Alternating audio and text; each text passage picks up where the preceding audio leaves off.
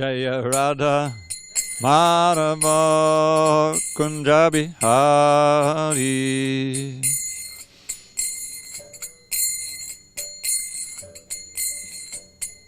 Jaya Radha Madhava Kunja Bihari.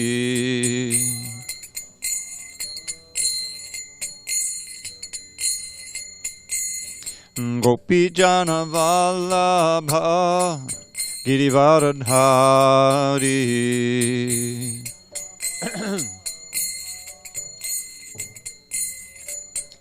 Jaya Gopi Jana Vallabha Girivaradhari.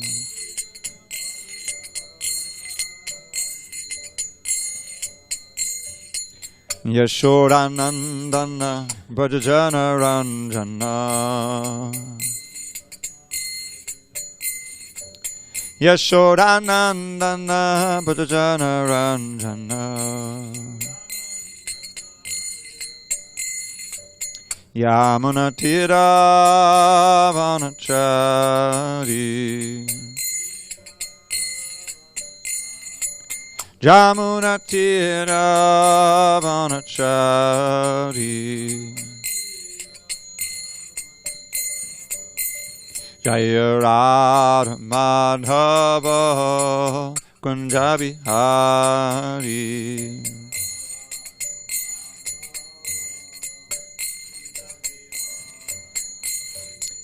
Hare Krishna, Krishna Krishna, Hare Hare, Hare Rama, Hare Rama, Rama Rama, Hare Hare.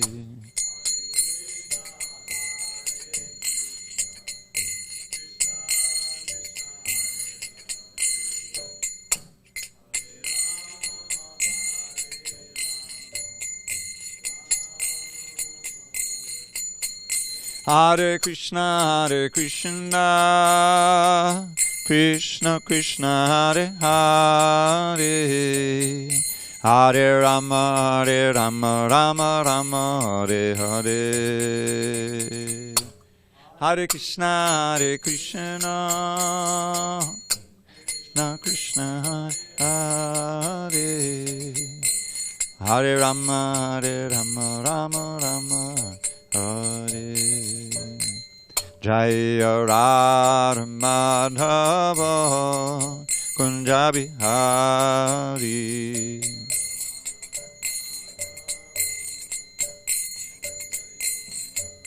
Jaya Radha Madhava Kunja Bihari.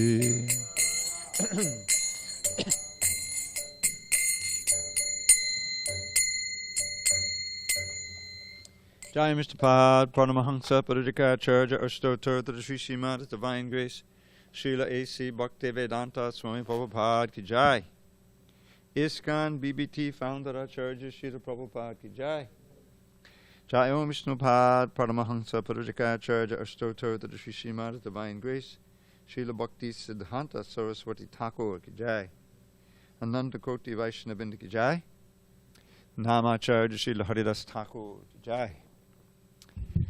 Srimad Bhagavad Gita ki Jai, Samaveda Bhaktivinoda ki Jai. All glories to the assembled devotees. All glories to the assembled devotees. All glories to the assembled devotees. All glories to Sri Guru and Gauranga.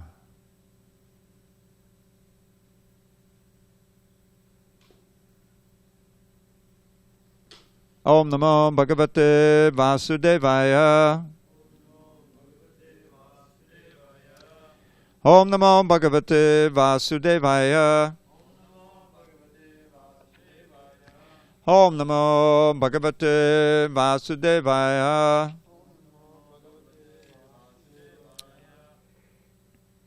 Okay. On this 26th day of May, 2021 in SanDiego, we're reading from Srimad Bhagavad Gita as it is, translation and commentary by His Divine Grace A.C. Bhaktivedanta Swami Prabhupada. We are still in chapter 11, the Universal Form, text 53 on page 500.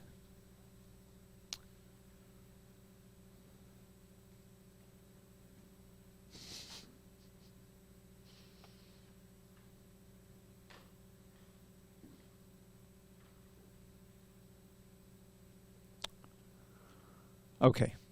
Naham Vedar Natapasa Nadanena Nachejaya Naham Vedar Natapasa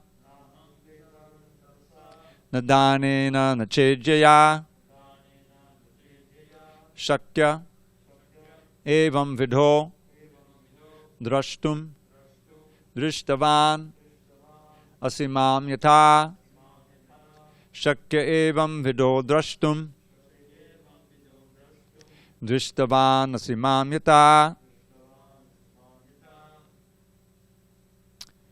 Naham Vedaya Natapasa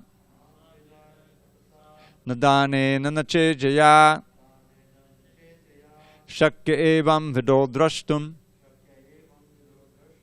Drishtavan Asimam Yata Naham Vedaya Natapasa Nadane Nanachejaya Shakya Evam Vidho Drashtum Drishtavan Asimam Yata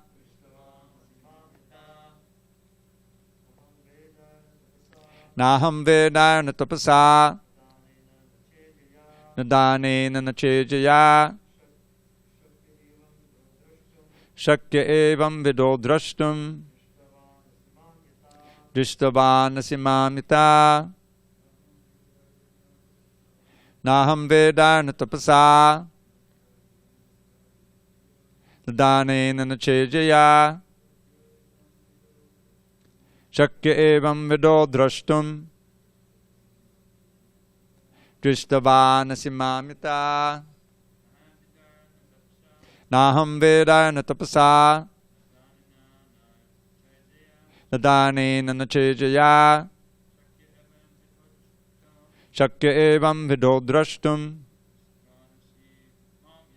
Drishtavan Asimam Yata None never aham I Vedai by study of the Vedas, none never tapasa by serious penances, none never danena by charity, none never cha also ijaya by worship, shakyaha it is possible, evam vidaha like this, drashtum to see, drishtavan seeing, asi you are mam me, mam me, yata as. Translation.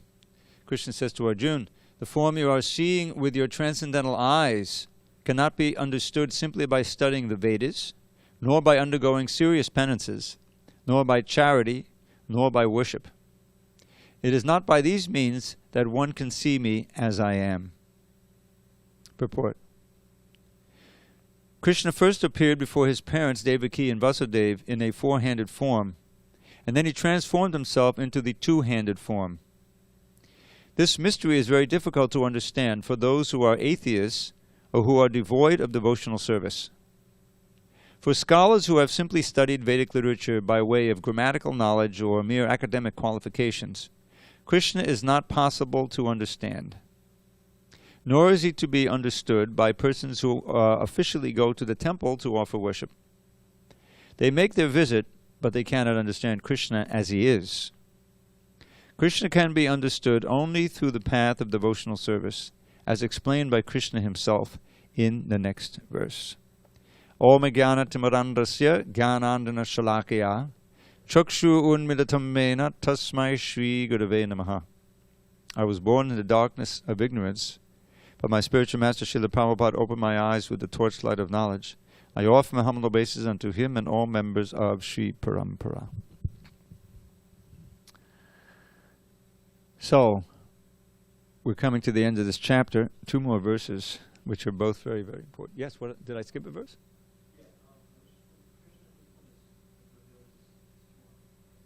This is, yes, he's in the previous Sudu Darshanam Idam Rupam Drishtavan.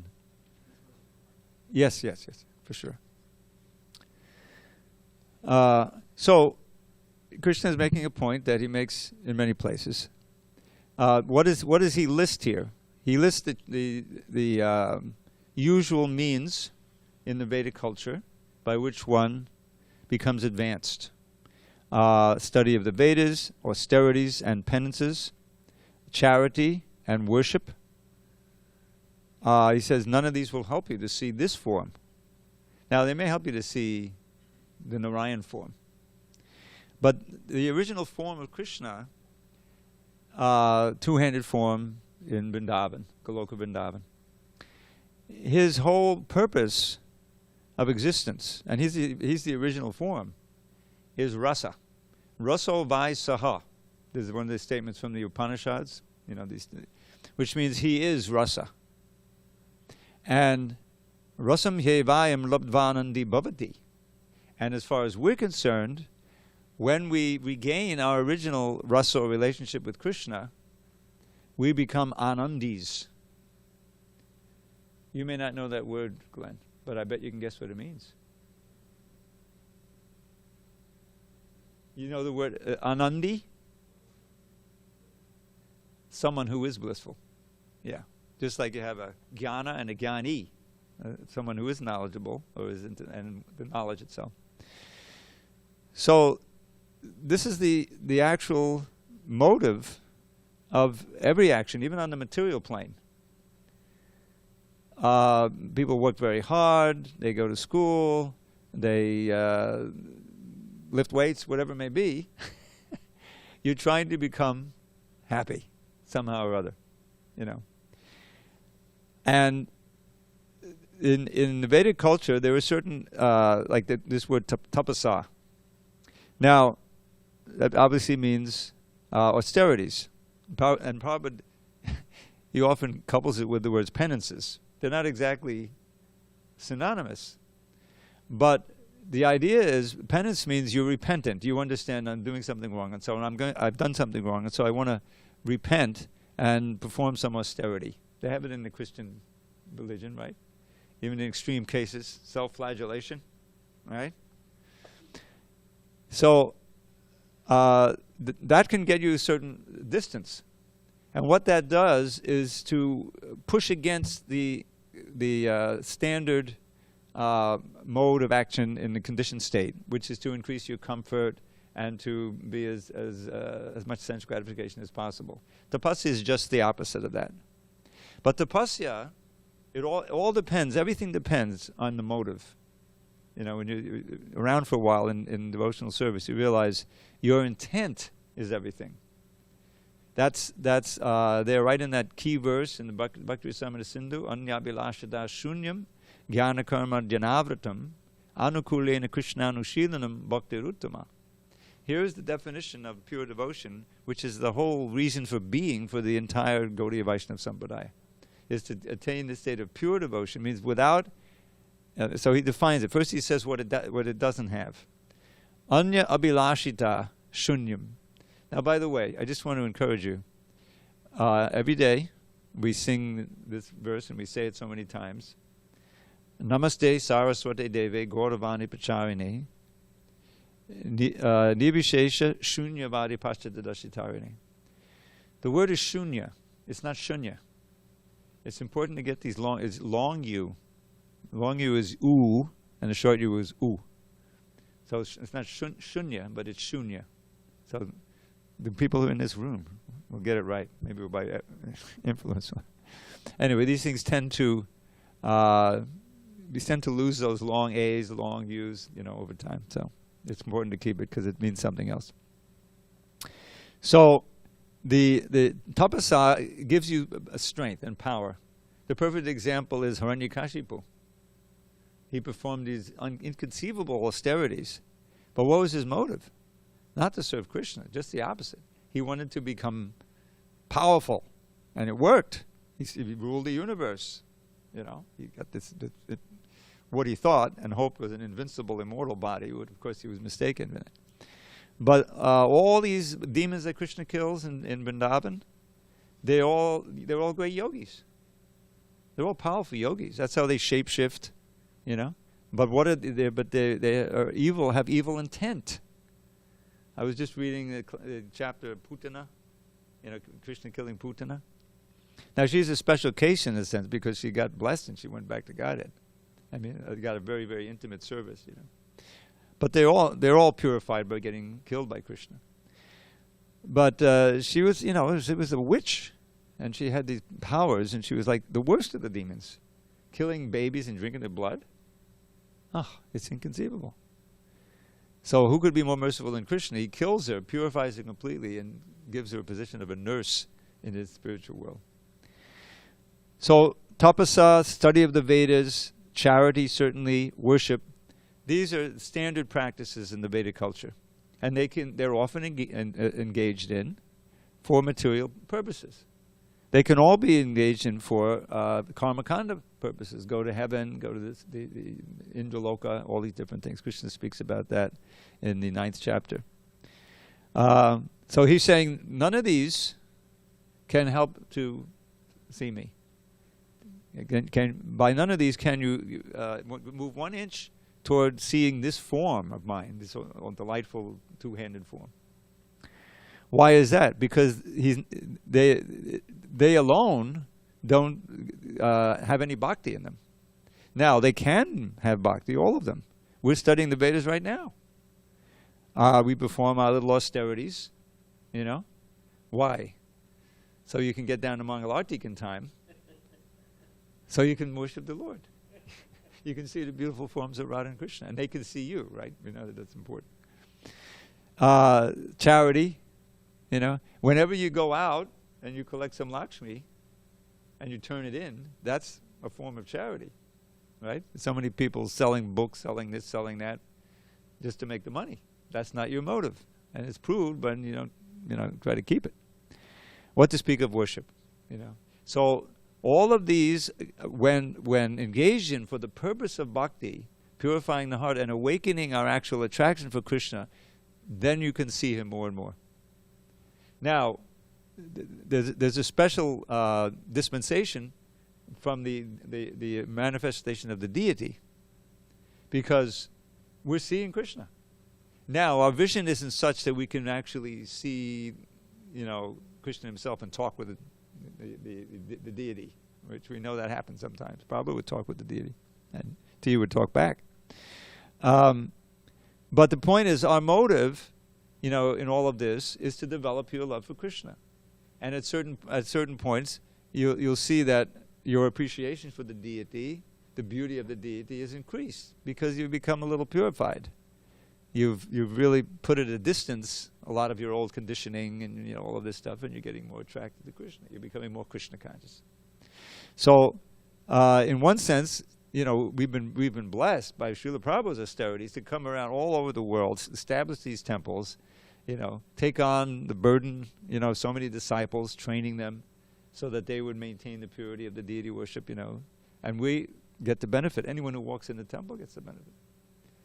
These deities are not just statues. I listen to a lecture every day, and Prabhupada recently was talking about how the deity worship can also become mundane if the mood is not there, maintained generation after generation. We heard about today is the appearance of Radha Raman, right? How he manifested, self-manifested deity. Wonderful story we heard this morning. I listen online as I'm taking my breakfast to save some time. So why did that deity manifest? Because of the devotion of Gopal Bhatta Goswami. And he's carefully being taken care of by the same descendants, generation after generation. They're trained from childhood to keep everything pure, and the motive pure, and the potency of everything is there. So when you see that deity, it has a special potency, especially if you're seeing with the eyes of devotion. So, as Krishna will explain in the next verse, how you can see him. And this is there's several places. This and in the 18th chapter, practically the same number verse. I think it's 56, or around the same. In this 18th chapter, Bhaktya Mam Abhijanati. That Prabhupada would quote that one all the time. Bhaktya Mam Abhijanati Yavanyash Chasmi Tattvataha. Only by bhakti can I be understood as I am, as the Supreme Personality of Godhead. This word tattvata appears twice in the verse, and you have to understand Krishna in truth. Vishate tadanantanam. You can enter into, not me, but you enter into the spiritual world to associate with me by bhakti.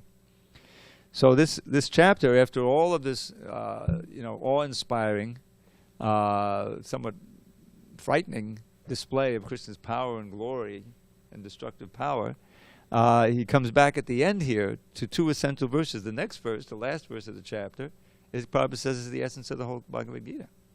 I remember when I first read that, I said, well, I better memorize this verse. That was one of the first verses I memorized. So this 11th chapter, kind of really gets your attention, and then Krishna gives us this essential instruction at the end. It's very wonderful. Okay, any questions or comments on this 53rd verse? I have a question. Okay, blurt it out. Dravida Prabhu, here in the purport, Prabhupada writes that, quote, nor is he to be understood by persons who officially go to the temple to offer worship. Yeah. They make their visit, but they cannot understand Krishna as he is, end quote. Prabhu, my question is, why is it Srila Prabhupada used to condemn people who go to the temple to ask for daily bread? Well, it's hard to say who he's actually speaking about here. Officially means that, it can be just to make a show, or it can be to ask, not for the daily bread usually, but, as Krishna says in the 7th chapter, Chaturvadabha Janasukutana Arto Jigyasur Artarti Gyani Chabadatarshaba. You're thinking of that category. In other words, there may be material devotees, but in the 7th chapter, Krishna says they're sukriti. They're pious, right? So, right. But here he seems to be condemning them. It is all in the context of he cannot be understood. In other words, he cannot be understood as he is by those who go with a material motive. And that material motive can also be simply as official. To me, official means not even with a sincere desire to get a benediction, because then it means you really believe, in Krishna's potency. You have that much, So you're the thing is, it's the intensity. You remember, there's a verse where Krishna, where it said in the 7th canto, I forget the Sanskrit, but he says either by lust or by anger or by enmity, if someone somehow or other fixes his mind upon me, then he becomes purified. He gets free of sinful reactions and becomes purified. Somehow or other fixing his mind on Krishna. Now, the demons certainly did that. That's why it's so potent to be killed by Krishna. Because if someone is killing you, you're really thinking about him, right? Your mind is very well concentrated at that point. So that's just thinking about Krishna with great intensity and great emotion, whether it's positive or negative, is very purifying. You don't get love for Krishna. You don't go back to Godhead and cavort with Krishna in the forest. But you may get liberation. You get purified. So that's auspicious. But here we're talking about, don't forget the context. It's not possible to understand Krishna, nor is it can be understood by persons who officially go to the temple or for worship. Understood here means to understand Krishna's, not just his power and his glory and his ability to bestow blessings and benedictions, but his personality, his loving personality, his mercy, his relationship that you have with him. Not as simply a supplicant for something, but as a friend, or as a loving servant, or even as a parent, a lover. That's what it means to understand Krishna in truth. He reveals himself proportionate to the genuine bhakti that he sees. Those who come to ask something from Krishna, they're not surrendering. They're not really surrendering to Krishna. It's a business deal. You remember we just had Nishingadev's appearance day yesterday. Now Prahlad, it's famous, and with Dharma Sena with that wonderful, well-researched class he gave, he described at the end, chapter 10, after the prayers, when Lord Nishingadev is offering a benediction. And famously he says, I'm not a Vanik. I'm not doing business with you here. Don't tempt me, my Lord, please. You know? But then he says, Yarimam, I forget the Sanskrit, sorry. But he says, my dear Lord, if you do, O best of the givers of benediction, Varadarshava, that's a word. Vara is a benediction. Varada means the giver of benedictions, and Rishabha means the best. So Krishna is the best of, or Nrsimhadev is the best of Varadarshava, the best of benediction. If you do want to give me a benediction, now we know famously he asked for the benediction that his father would be freed, that he would be forgiven, right? So that he got. But before that, he asked that please let no material desires take root in my heart. You know. Now you say, oh, Prahlad, you know, he's already at the super level. He's already, you know, proved that he's completely dependent on Krishna. Totally, he's an exemplar. That's the word they were looking for. The exemplar of meditation.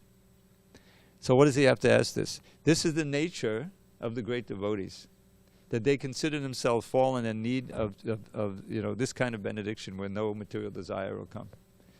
You know, even Prabhupada is famously, he's praying in front of the deity, and a devotee asks him, what are you praying for? If I could ask you, what are you praying for? You know, and he thought he would get, some, you know, some position in Krishna's Leela or something. I'm praying that I don't fall down.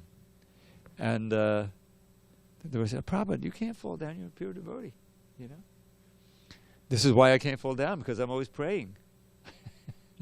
In other words, he's taking this humble position. And that is completely different from someone who officially goes to the temple, you know. There's a tinge of also, it can be, you know, really kind of just going through the motions. Remember what it says in the 16th chapter about the demons. One of the things, the first quality of the demon is damba. Now, one of the definitions is pride, but one of the main definitions is hypocrisy. And in this context, damba often means performing religious symbols or religious ceremonies just for show. Just for show. When this comes up, I always refer to, some of you may have heard this before, of the mafia. You know, many of them were Catholics, right? They were Italians, famously, you know, first. And so they would go to church, you know, to be seen as, you know, worshiping. In other words, these are, you know, some fairly, at least, you know, for our time, demons. You know, they're cold-blooded murderers, many of them. But they would go. This is damba. Their real mantra is, Ishvaroham aham bogi siddhoham balavan sukhi. Krishna imitates the demons in chapter 16. Quote, Ishvaroham aham bogi. I am the Ishvara, I'm the controller, I'm the enjoyer, aham bogi. I'm perfect, powerful, and happy. Who can be as rich and influential as I am, you know? And then it says right there, I'll perform some sacrifice, you know, I mean, for show. I'll go to the church for show, so people will think he's pious, you know. But it's the last thing in the world he's thinking. So that's an extreme example of what Prabhupada is referring to here. They make their visit, officially go, just as an official ceremony, but there's no heart in it. There's no attempt to be cleansed. There's no surrender. There's no, you know, real thing going on there. And we have to be careful. We can also fall into that. That's what the warning is. And in the second verse of the Upadeshamrita, the essential instructions, the nectar of instruction, Atyahara piyasas cha pajalpo niyamagraha. You remember the niyamagraha? There's 6 of these, but they expanded to 8, because 2 of them have 2 meanings. Atyahara means these are things that destroy your devotion. Overeating, over-collecting. Priyasas is endeavoring very hard for material things. We can endeavor very hard for Krishna. That's great. But if we're all endeavoring all the time for material things, then that's not good. Prajalpa, everyone knows what that is, talking about or hearing with mundane sound vibrations. Niyamagraha. Do you know? Which one of you can say what niyamagraha means? We'll take even one. You can take it off so I can hear you. Or? Not following. Yeah. So what he said, for those listening, because I'm listening to the YouTube a lot now, and when the mic isn't on it, you can't hear a thing. It's very frustrating. Rajendran, you have a comment? He doesn't have the mic. Oh, that was fascinating. Thank you very much. No one out there in YouTube land can understand. So I'm going to repeat what you said, because the mic is sitting comfortably over there on the shelf. So the Niyamagraha means two things. It means obviously, not going through, performing the regular principles of devotional service. That's going to make you fall down. Or performing them with no heart, going through the motions. Usually one leads to the other. I mean, how long can you really go through the motions? The first thing to go, guaranteed, is Mangalarti. That's always an austerity, just to show up there. You don't really do that because there's no one else around to see you there except other people who mostly are sincere. So it's not going to help to just show up for anyway, my experience has been that's a measure of your sincerity. So yes, and that's what's being talked about here. Going through the motions for prestige or just to show up, whatever, but not for the purpose of purification. So that's the best I can do on that one. We're going to go on. Is that okay, Prabhu? Yes, that is okay. Thank you very much. Okay, Haribol. Text 54.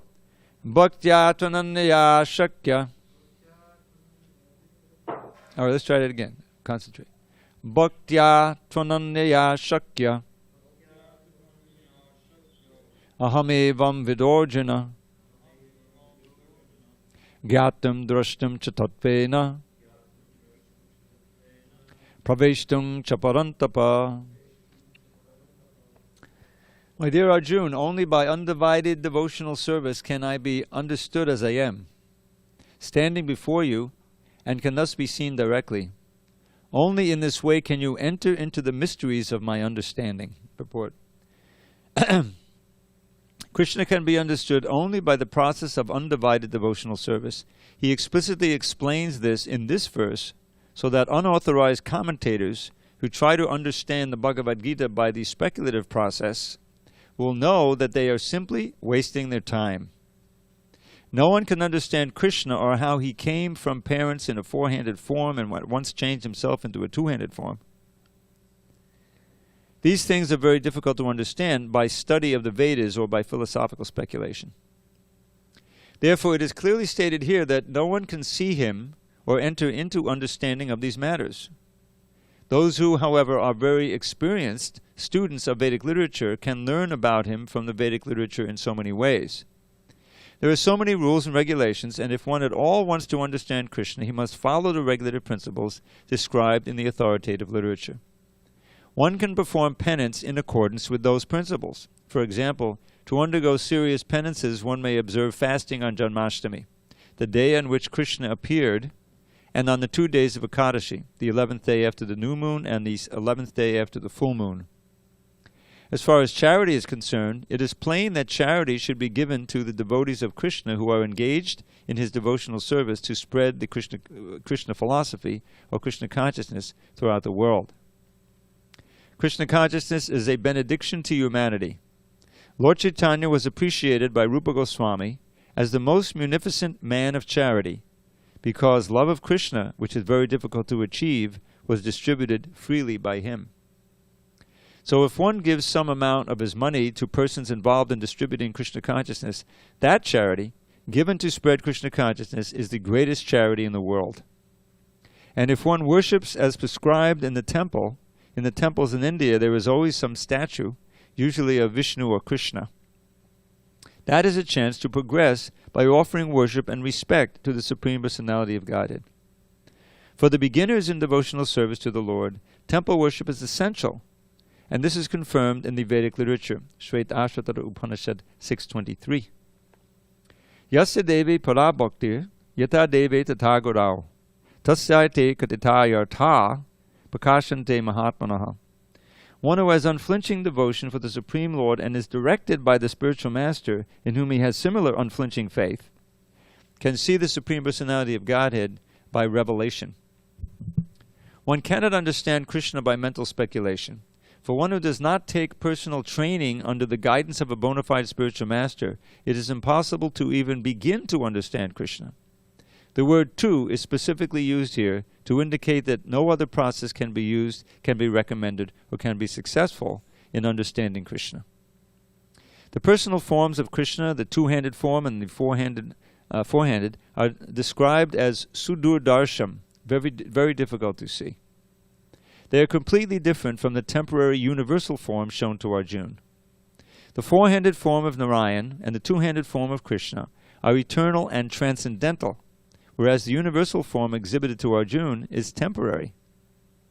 The words Tvananyena Nadrishtapurvam, text 47, state that before Arjuna no one had seen that universal form.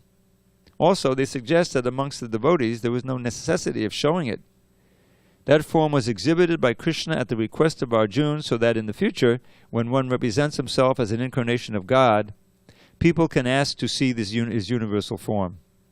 The word "na," used repeatedly in the previous verse, indicates that one should not be very much proud of such credentials as academic education in Vedic literature. One must take to the devotional service of Krishna. Only then can one attempt to write commentaries on the Bhagavad Gita. Krishna changes from the universal form to the four-handed form of Narayan and then to his own natural form of two hands. This indicates that the four-handed forms and the other forms mentioned in Vedic literature are all emanations of the original two-handed Krishna. He is the origin of all emanations. Krishna is distinct even from these forms, what to speak of the impersonal conception. As far as the four-handed forms of Krishna are concerned, it is stated clearly that even the most identical four-handed form of Krishna, which is known as Mahavishnu, who is lying on the cosmic ocean and from whose breathing so many innumerable universes are passing out and entering, is also an expansion of the Supreme Lord, as stated in the Brahma Samhita 5.48. Yasyaika nishvasitakalamathavalambya jivanti loma vilajajagadandanathah Vishnu mahansahiya yasya kalavishesho Govindamadi purusham tamaham bhajami. The Mahavishnu, into whom all the innumerable universes enter, and from whom they come forth again, simply by his breathing process, is a plenary expansion of Krishna. Therefore I worship Govinda, Krishna, the cause of all causes. Therefore one should conclusively worship the personal form of Krishna as the Supreme Personality of Godhead, who has eternal bliss and knowledge. He is the source of all forms of Vishnu. He is the source of all forms of incarnation, and he is the original Supreme Personality as confirmed in the Bhagavad Gita. In the Vedic literature, the Gopal-tapani Upanishad 1.1, the following statement appears. Satchid Ananda Rupaya Krishnaya Krishnakarine Namo Vedanta Vejaya Gurave Buddhishakshine. I offer my respectful obeisances unto Krishna, who has a transcendental form of bliss, eternity, and knowledge. I offer my respect to him, because understanding him means understanding the Vedas, and he is therefore the supreme spiritual master. Then it is said, Krishna vai paramam daivatam. Krishna is the Supreme Personality of Godhead. Gopal-tapani Upanishad 1.3. Ego vashi sarvaga Krishna idya. That one Krishna is the Supreme Personality of Godhead, and he is worshipable. Eko pisan bahotayo vibhati. Krishna is one, but he is manifested in unlimited forms and expanded incarnations. Gopal-tapani Upanishad 1.21. The Brahma Samhita 5.1 says, Ishvara Parama Krishna Satchidananda Vigraha Anadiradi Govinda Sarvakarana Karanam. The Supreme Personality of Godhead is Krishna, who has a body of eternity, knowledge, and bliss. He has no beginning, for he is the beginning of everything. He is the cause of all causes. Elsewhere it is said, Yatravatinam Krishnakyam Param Brahma Narakwati. The Supreme Absolute Truth is a person, his name is Krishna, and he sometimes descends to this earth. Similarly, in the Srimad Bhagavatam, we find a description of all kinds of incarnations of the Supreme Personality of Godhead, and in this list the name of Krishna also appears, but then it is said that this Krishna is not an incarnation of God, but is the original Supreme Personality of Godhead himself. Ete changsakala pungsa Krishnastu Bhagavan Swayam Sound familiar? That one. You remember what it's called by Jiva Goswami? Yes, Paribhas Sutra, which is a foundational statement of any literature. The whole Bhagavatam is founded on that statement. Similarly, in the Bhagavad Gita, the Lord says, Mattak Paratarang Nanyat, there is nothing superior to my form as the personality of Godhead. He also says elsewhere in Gita, Aham Adihi Devanam, I am the origin of all the demigods.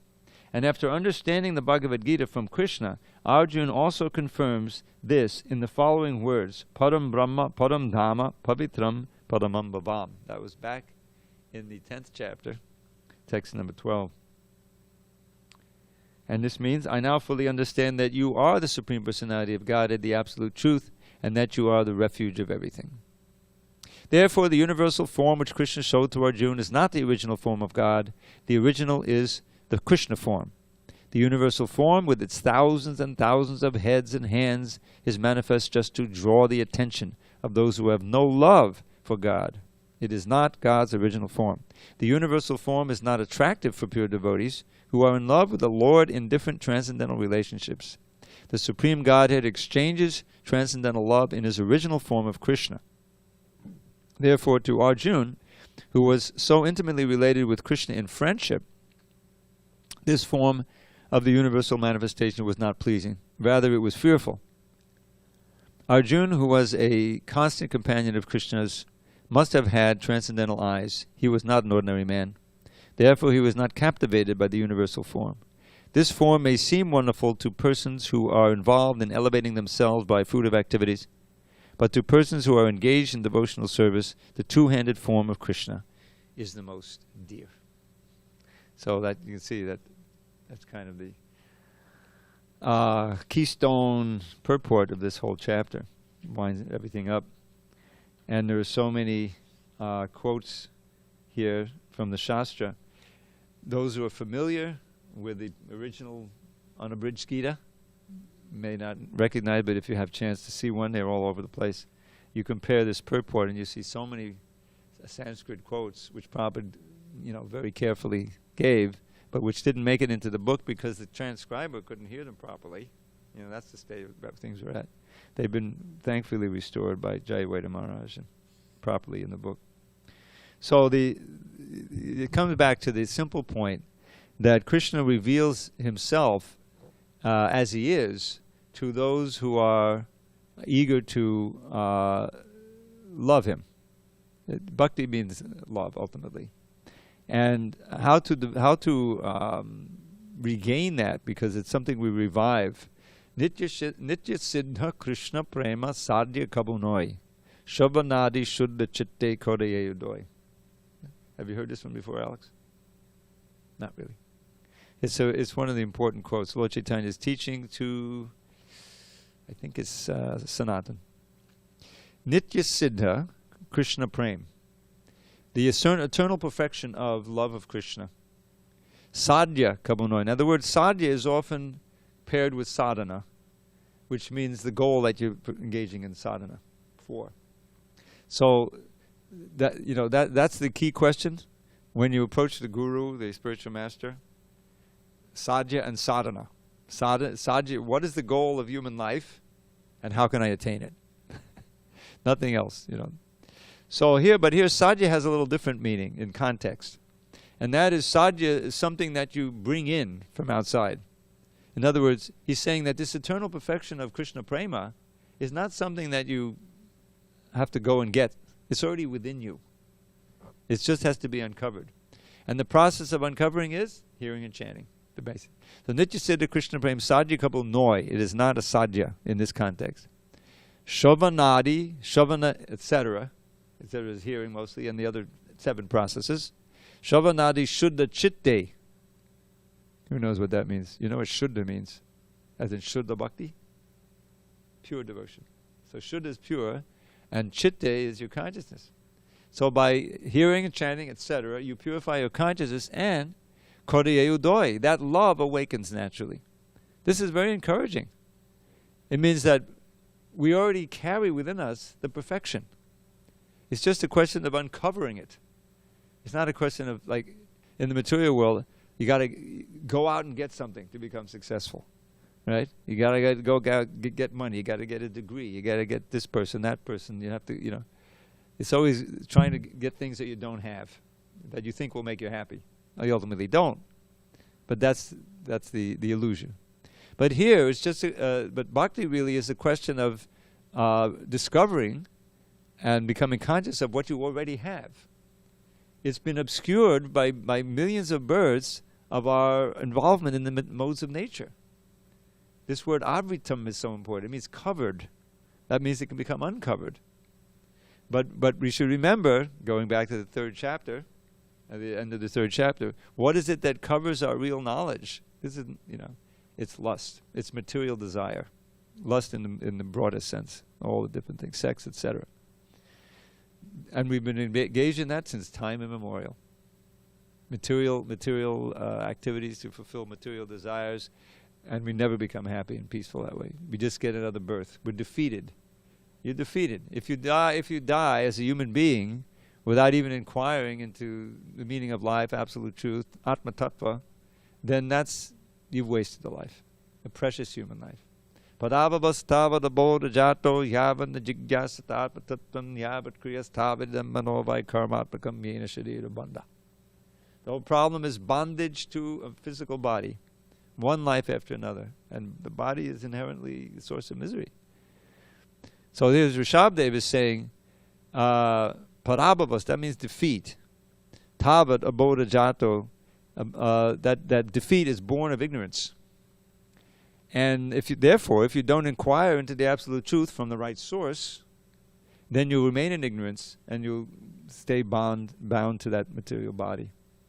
And then the next verse, he describes in identifying himself with Vasudeva.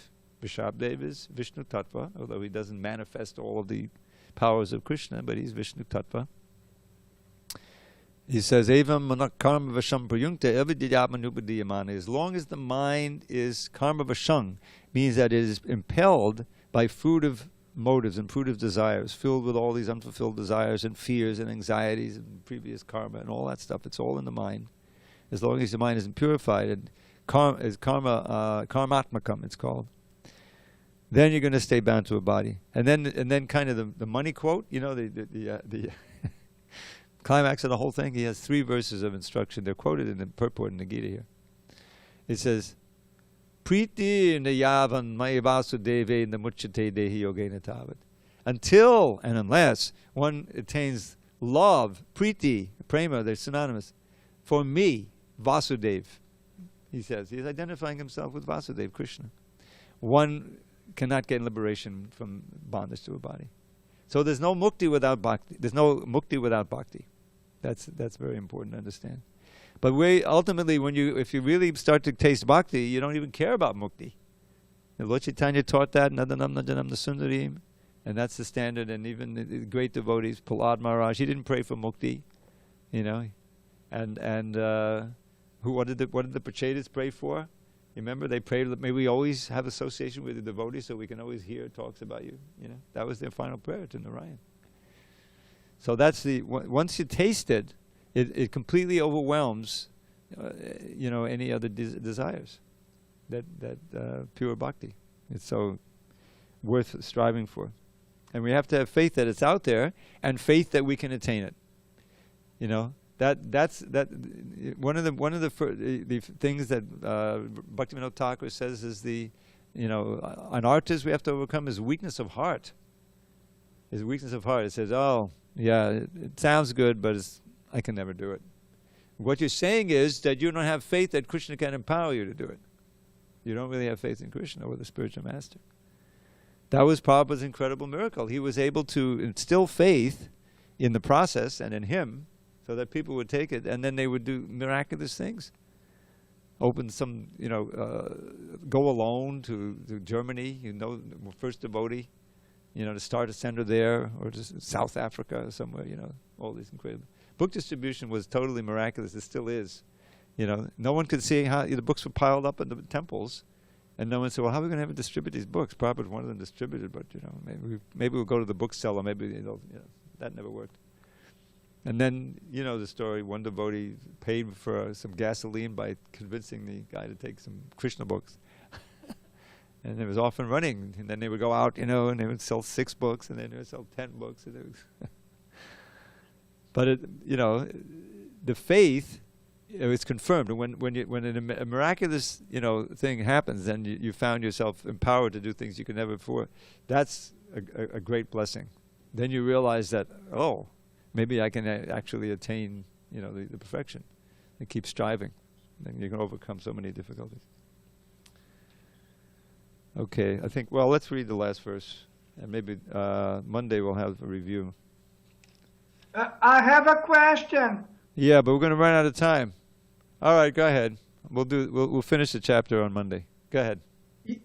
Thank you. The quote is as follows.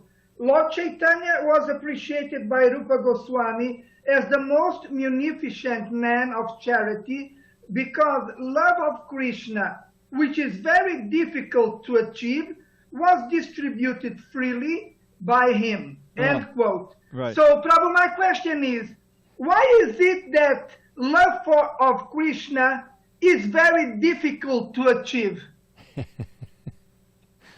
Why?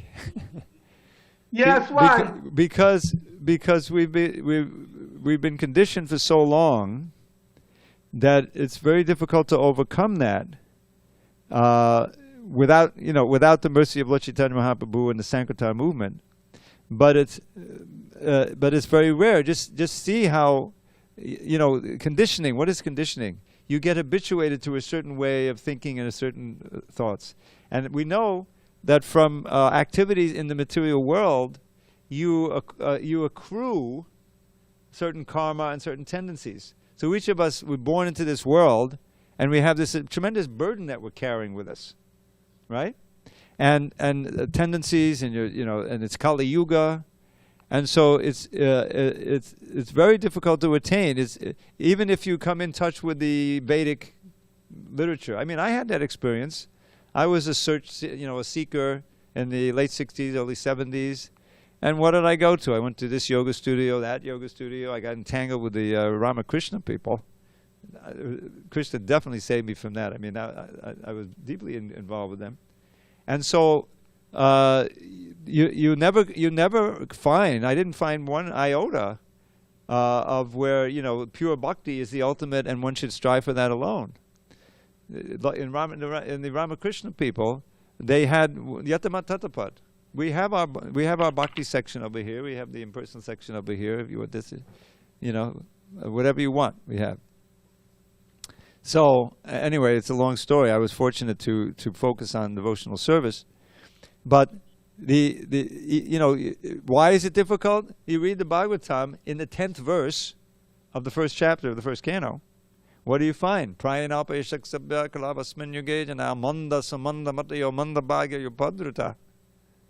In this age, we don't live very long, and we're not, basically, hardly anyone's interested.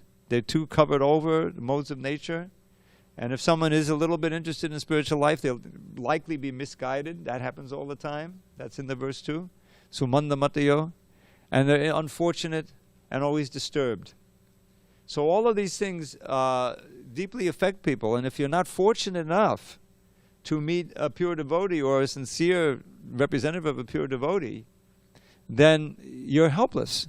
You're so conditioned and bound by your, your environment and where you were born and everything like that. So therefore, it's very rare.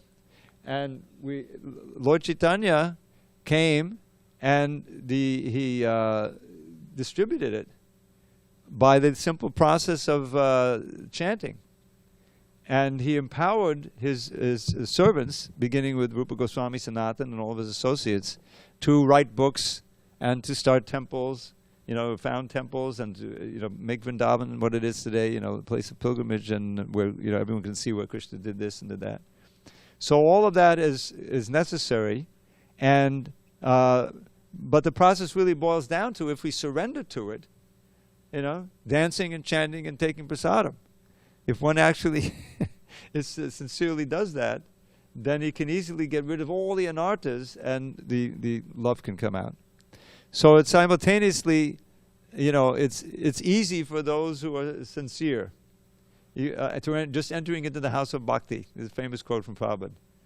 Just dance and chant, and no great austerities. We're not asking you to learn Sanskrit, like that.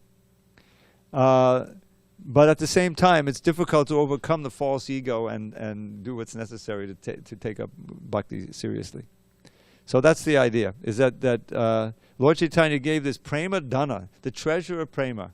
You read the Chaitanya Charitamrita, you see when he went to South India and he was preaching, he was just chanting, and people were seeing him and becoming pure devotees.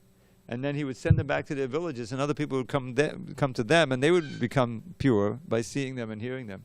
So that's the potency of Chaitanya Mahaprabhu. Mahavadanyaya, the most munificent, as you mentioned. So that same gift is being given today. Prabhupada came, and he gave it, he saw it was practical, and it is possible even in the modern Kali Yuga to take it up. But it's rare to maintain that surrender and that sincerity over a lifetime. That's what it takes, It takes sincerity. But there's no loss, that you'll get a chance in the next life. All right, it's time for our kirtan. Thank you, Vijay Krishna, for your sincere questions, Prabhu. Haribo. Thank you, Prabhu, for your wonderful answers. Hare Krishna. Glory to Prabhupada. Hare Krishna. Deva Prabhupada ki jai. So if you want, the class is over, but if you like, you can